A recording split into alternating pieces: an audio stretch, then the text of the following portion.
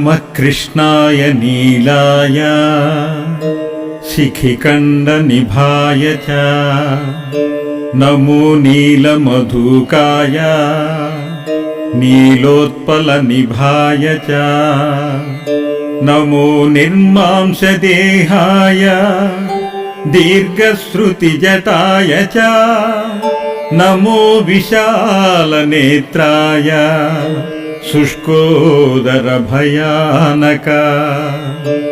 नमः पौरुषगात्राय स्थूलरोमाय ते नमः